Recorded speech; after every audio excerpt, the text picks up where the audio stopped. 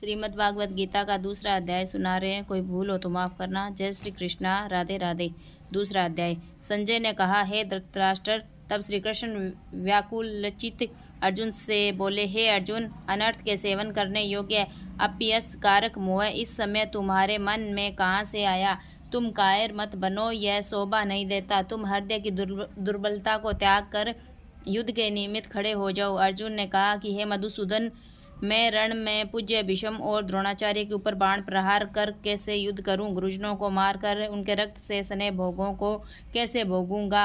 हम नहीं जानते कि संग्राम में हम दोनों में से कौन जीतेगा। यदि हम जान भी ले तो भी जिनको मार करके हम जीवित रहना नहीं चाहते, वह धृतराष्ट्र के पुत्र हमारे सामने प्रस्तुत है। मैं आपसे पूछता हूँ कि जिससे निश्चय करके मेरा भला हो वह मुझे समझा कर कहिए, क्योंकि मैं आपका शिष्य हूँ। मुझे शिक्षा दीजिए। मुझे पृथ्वी निष्कंटक राज्य मिल जाए और देवताओं का भी आधिपत्य मिल जाए तो भी ऐसा कोई उपाय नहीं दिखता कि जो मेरी इंद्रियों के शोक को दूर करे। हे गोविंद, मैं युद्ध नहीं करूंगा। यह कहकर अर्जुन चुप हो गया। संजय बोले, हे राजन, दोनों सेनाओं के मध्य में खीन होकर बैठे अर्जुन श्री कृष्ण ने ये वचन कहे, हे अर्जुन, जिसके लिए शोक नहीं करना चाहिए तू उसके लिए शोक करता है, और पंडितों के से वचन तो कहता है, परंतु पंडित लोग न मरों का शोक करते हैं न जीवितों का। यह बात असंभव है कि मैं पहले न था, तुम न थे, ये राजा भी न थे, इसके बाद न रहेंगे। जैसे देहधारियों की इस देह की लड़कपन, जवानी, बुढ़ापा ये अवस्था होती है, तैसे ही मृत्यु के बाद दूसरी देह भी होती है। इसलिए पंडित लोग मोक्ष को प्राप्त नहीं होते। हे नर श्रेष्ठ, सुख दुख को समान मानने वाले जिस वीर पुरुष को ये ब्रह्मा पदार्थ क्लेश नहीं देते, वह मोक्ष पाने का अधिकारी है। असत वस्तु को तो अस्तित्व नहीं है और सम का अभाव नहीं है। इस प्रकार इन दोनों को ही तत्वज्ञानी पुरुषों ने देखा है। जिससे सारा संसार व्याप्त है उसको अविनाशी जानो, क्योंकि इस नाश रहित आत्मा का विनाश करने में कोई समर्थ नहीं है। अतएव हे भारत, तुम युद्ध करो। जो पुरुष इस आत्मा को मारने वाला तथा जो मरने वाला मानते हैं, वे दोनों ही ज्ञानी नहीं है, क्योंकि ये आत्मा न मरती है न मारती है। आत्मा न कभी जन्मती है और न कभी मृत्यु को प्राप्त होती है। नष्ट होने पर भी वह नाश को प्राप्त नहीं होती। जो पुरुष इस आत्मा का नित्य, अविनाशी, निर्विकार और अजन्मा जानता है, वह किसको घात करवाएगा और किसको मारेगा? जिस प्रकार मनुष्य पुराने वस्त्र को फेंक कर नए वस्त्र ग्रहण करता है, उसी प्रकार आत्मा पुरानी देह को छोड़कर नई देह धारण करती है। आत्मा को शस्त्र काट नहीं सकते, अग्नि नहीं जला सकती, जल भिगो नहीं सकता। ये अविनाशी, सर्वव्यापी, स्थिर, अचल और सनातन है। ये इंद्रियों से जानी नहीं जा सकती, यह कल्पना से भी परे है। इसलिए ऐसा जानते हुए तुम्हें शोक करना उचित नहीं है। हे महाभाव, यदि तुम इस आत्मा को नित्य जन्म लेने और नित्य मरने वाले मानते हो तो भी तुमको शोक नहीं करना चाहिए, क्योंकि जन्मा उसकी मृत्यु और जिसकी मृत्यु हुई है उसका जन्म निश्चय है। अतः जो बात अनिवार्य है उसके लिए सोच करना व्यर्थ है। जन्म लेने से पहले क्या थे किसी को मालूम नहीं, फिर मरने के पीछे क्या होगा कोई नहीं जानता। ऐसी दशा में किस बात का सोच करना तुमको उचित है? इस कारण सब प्राणियों के विषय में तुमको सोच करना उचित नहीं है। अपने धर्म को भी सोचकर तुम घबराना उचित नहीं, क्योंकि क्षत्रिय को धर्म पूर्वक युद्ध से और कुछ भला करने वाला नहीं है। पार्थ, बिना इच्छा के किए स्वर्ग द्वार रूप यह युद्ध तुमको स्वतः प्राप्त हुआ है। यदि तुम अपने धर्म के अनुसार इस संग्राम को न करोगे तो अपना धर्म और बड़ाई खो बैठोगे। सब लोग सदा तुम्हारी अपकीर्ति करेंगे। प्रतिष्ठा वाले पुरुषों के लिए अपयश का होना मृत्यु से भी बढ़कर है। हे महारथी, समझेंगे कि अर्जुन डरकर संग्राम से हट गया और अब तक जो लोग तुम्हारा मान करते थे वे अपयश करने लगेंगे।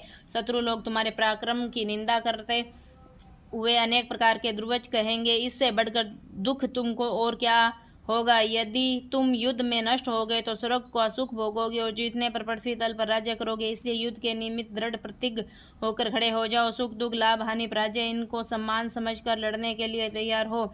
ऐसा करने से तुम पाप को प्राप्त नहीं होंगे। हे पार्थ, ये ज्ञानोपदेश ज्ञान योग के विषय में तुझसे कहा गया है। अब निष्काम कर्म योग के विषय में सुनकर जिस ज्ञान को पाकर क्रम बंधन से तेरी मुक्ति होगी। कर्म योग मार्ग एक बार प्रारंभ किए बिना कर्म का नाश नहीं होता, विघ्न पड़ने पर भी शुभ फल होता है। इस कर्म का केवल प्रारंभ ही संसार के भय से छुड़ाकर पूर्ण ब्रह्मा प्राप्त कराता है। निश्चय करने वाले बुद्धि इस निष्काम में एक ही है। कामना वाले पुरुषों की बुद्धि एकाग्र नहीं रहती, उनकी शाखा प्रशाखाएं होती है।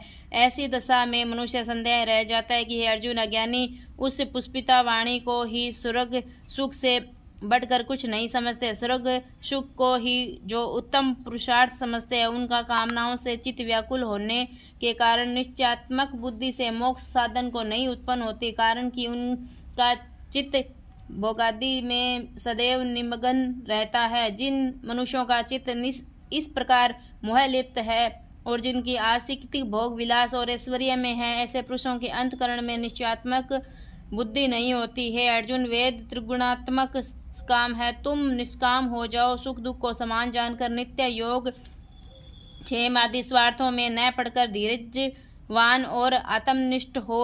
जैसे छोटे अनेक जलाशयों में मनुष्य का कार्य सिद्ध नहीं होता है, बड़े जलाशयों से वे सब प्रयोजन अन्याय ही सिद्ध हो जाते हैं, उसी तरह संपूर्ण वेदों में कहा हुआ काम कर्मों का फल ब्रह्मा भक्ति रखने वाले मनुष्यों को सहज ही में प्राप्त होता है।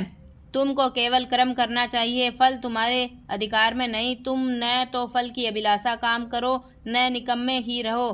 फल की आशा त्याग कार्य की सफलता को सम्मान मानकर तुम योगस्थ होकर कर्म करो। यही कर्म ज्ञान योग, इस बुद्धि योग सहित कर्म से अन्य कर्म अत्यंतहीन। इसलिए तुम बुद्धि योग का आश्रय ग्रहण करो। फल की इच्छा रखने वाले निकृष्ट होते हैं। निष्काम कर्म करने वाले पुरुष ईश्वर कृपा से इसी संसार में स्कर्त तथा दस्कर्त इन दोनों की ही का त्याग कर देते हैं। इसलिए तुम निष्काम कर्म में प्रवृत्त हो कर्म फल को त्याग कर बुद्धि युक्त ज्ञानी पुरुष जन्म बंधन को हटकर मोक्ष को प्राप्त होते हैं। जब तुम्हारी बुद्धि मोह वन के बाहर की निकल जाएगी, तब तुम्हारा मन आगे सुनने वाली तथा हुई बातों से विरक्त हो जाएगा। अनेक श्रुति स्मृतियों को वचन को सुनने में तुम्हारी बुद्धि भ्रमित हो गई है। जिस समय निश्चल होकर आत्मा में स्थित होगी, तभी तुमको तत्व ज्ञान प्राप्त होगा। अर्जुन ने पूछा कि हे केशव, आत्म रूप स्वरूप में निश्चल बुद्धि वाला जिसको कहा है, उसके लक्षण क्या है? श्री कृष्ण जी बोले, हे अर्जुन, जो महापुरुष मन की सब कामनाओं को त्याग देता है और अपने आप ही में प्रसन्न रहता है, उसको निश्चल बुद्धि कहते हैं। दुख में किसके मन को देख खेद होता है, सुख में किसके आसक्ति नहीं होती है, प्रीति भय क्रोध जिसके जाते रहते हैं, वह महात्मा स्थिर बुद्धि वाला मुनि कहलाता है। जो शुभ पदार्थ प्राप्त होने से हर्ष नहीं करता, अशुभ से प्रसन्न नहीं होता, उसी को स्थिर बुद्धि जानना चाहिए। कछुआ जैसे अपने अंगों को सिकोड़ लेता है, उसी तरह जो पुरुष अपनी इंद्रियों को विषयों में से हटाता है, उसी की बुद्धि स्थिर जाननी चाहिए। निराहारी पुरुष के विषय घट जाते हैं, परंतु विषयों में उसकी चाह बनी रहती है। परम ब्रह्मा का अनुभव होने पर चाह भी घट जाती है। अर्जुन, मोक्ष में प्रत्यक्ष करने वाले विद्वान व्यक्ति को भी प्रबल इंद्रिया बलात्कार से उसके मन को जीत लेती है। इसलिए सब इंद्रियां को विषय से रोक मेरे विषय में तत्पर हो जावे। जिसने इंद्रियों को वश में कर लिया है, उसकी बुद्धि निश्चल है। जो पुरुष विषयों के ध्यान में रहता है, उसकी प्राप्ति हो जाती है। प्राप्ति होने से कामना होती है, इच्छा के पूर्ण न होने से क्रोध उत्पत्ति होती है, क्रोध से अविवेक होता है, अविवेक से स्मरण शक्ति नष्ट हो जाती है, स्मरण शक्ति नाश होने से बुद्धि क्षय हो जाती है। जिस बुद्धि का नाश हुआ है, वह विनाश को प्राप्त होता है। जो पुरुष राग द्वेष से रहित हो अपने मन को वश में रखता है, वह शांति को प्राप्त होता है। शांति मिलने पर सब दुखों का नाश हो जाता है। प्रसन्नचित्त वाले की बुद्धि निश्चल होती है। जो पुरुष योग युक्त नहीं है, उसकी निश्चल बुद्धि उत्पन्न नहीं होती है। ईश्वर में भावना नहीं होती है। भावना के न होने से शांति प्राप्त नहीं होती है। अशांत को सुख कहाँ से मिलेगा? जैसे वायु नाव को जल में खींच के ले जाती है, उसी प्रकार इंद्रिया उस पुरुष की बुद्धि का नाश कर देती है जिसका मन विषय सिद्धि से इंद्रियों के पीछे लग जाता है। इस कारण महाभाव, जिसने इंद्रियों को विषयों से सर्वथा रोक रखा है, उसकी बुद्धि स्थिर है। जो सब प्राणियों की रात है, उसमें संयमी जागता रहता है, और प्राणी मात्र जिस समय जागते हैं, मुनिजनों की वह रात्रि है। जल से भरे समुद्र में और नदियों का जल भरने पर भी वह अपनी मर्यादा पर रहता है। उसी प्रकार जिस पुरुष में इच्छा के न रहने पर भी सब विषय भोग प्रवेश करते हैं, उसी को शांति मिलती है। विषयों की इच्छा करने वाले को शांति नहीं मिलती। जो सब कामनाओं को छोड़कर तथा इच्छा रहित विचारता है और ममता अहंकार जिसमें नहीं है वह शांति को प्राप्त होता है। पार्थ, ब्रह्मा स्थिति यही है। ऐसी स्थिति मिल जाने पर प्राणी फिर मोह में नहीं फंसता और अंत समय में निर्वाण ब्रह्मा को प्राप्त होता है। इति श्रीमद् भागवत गीता सुपनिषद ब्रह्मा विद्यो योग शास्त्रे श्री अर्जुन संवादे आत्म संयम योगो नाम द्वितीय अध्याय समाप्त। दूसरे अध्याय का मातम। नारायण जी बोले, हे लक्ष्मी, दक्षिण देश में एक पूर्ण नाम का नगर था।